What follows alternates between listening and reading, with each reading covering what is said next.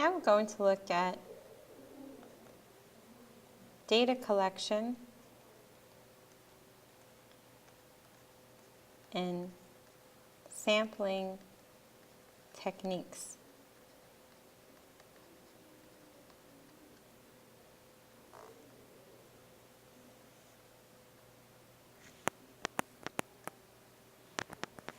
In research, statisticians use data in many different ways. As we've previously stated, data can be used to describe situation or events. Data can be collected in a variety of ways. The most common method is through surveys.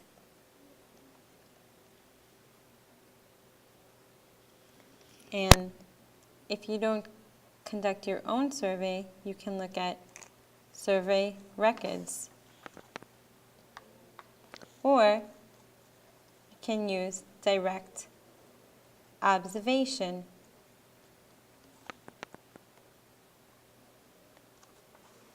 To obtain samples that are unbiased, meaning they're not favoring a particular group,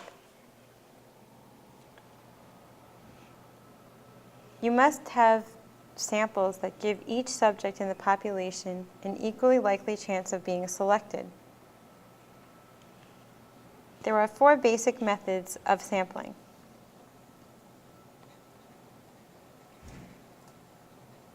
Random sampling,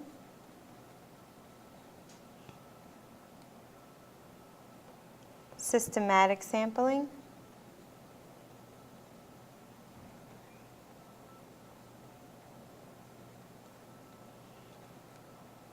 stratified,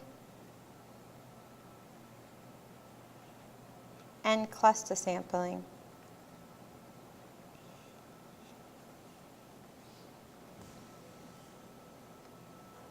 Random sampling are selected randomly or selected by using chance methods or random numbers.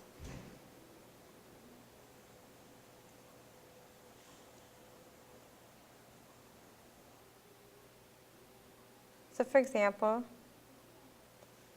if you were to ask what students eat for breakfast, you wouldn't want to only ask students who had taken a nutrition course because that would be a biased sample.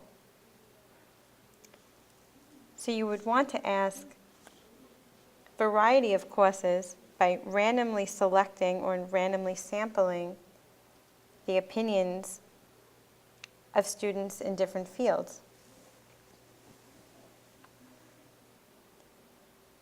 Therefore, that would give many students the chance to participate in the end results to the study. You could just as likely ask people what their favorite flavor ice cream is. If they went to an ice cream parlor with only 4 flavors, their choices are limited. Therefore, these participants should be able to go to an ice cream parlor that has a variety of flavors so that you can get accurate results of their favorite flavor ice cream.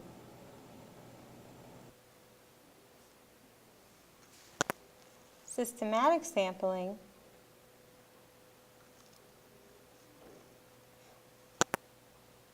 is used by numbering each subject of the population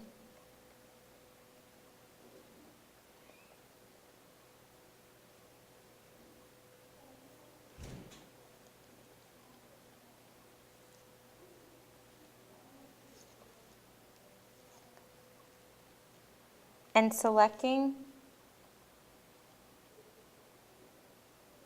every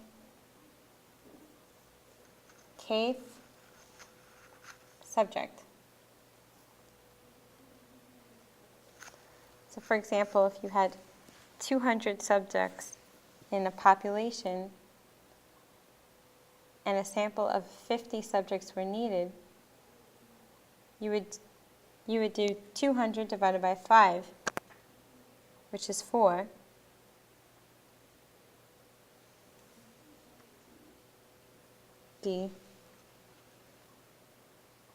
then K would equal 40. So if we had 200 subjects, and we're looking for 50, at a sample of 50, 200 divided by 50 is 4, which equals K.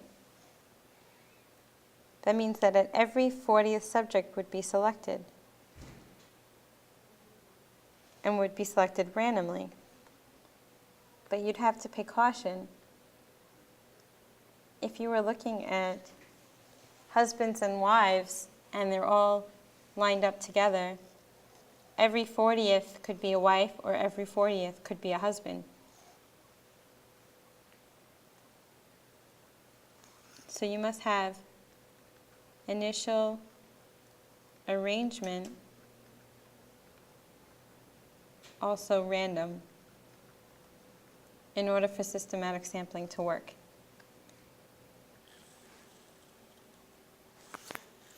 Okay, next we'll talk about stratified sampling.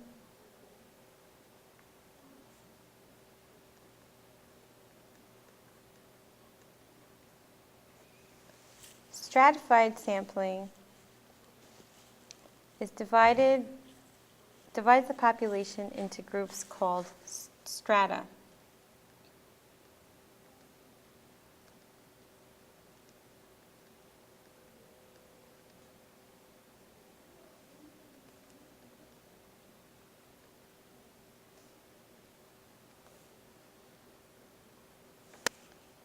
According to a characteristic that's important to the study. So for example, if you had a question about smartphones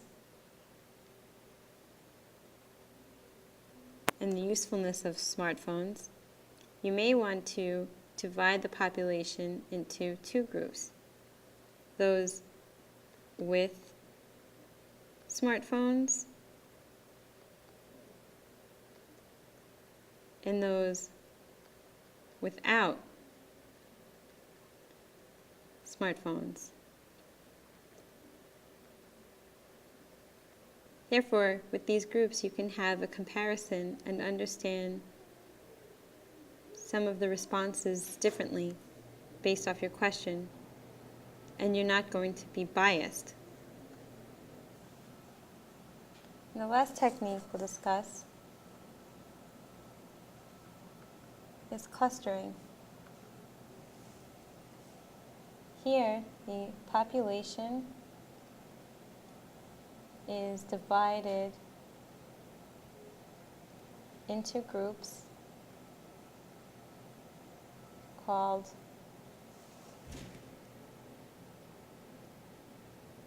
clusters.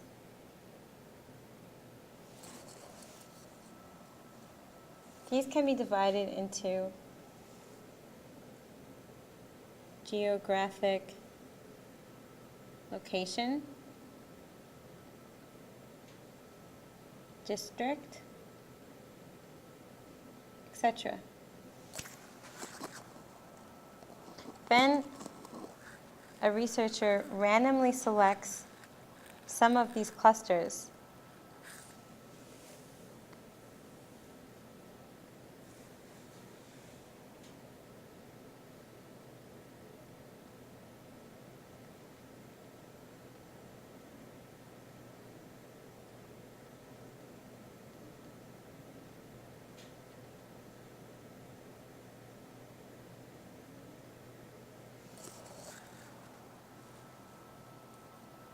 as the subjects of the sample. So for example, if we wanted to do a study involving patients in a hospital in New York City, for example, it would be very costly and time-consuming to try to obtain a random sample of patients, since they would be spread over a large area. Instead, a few hospitals could be selected at random, and the patients in these hospitals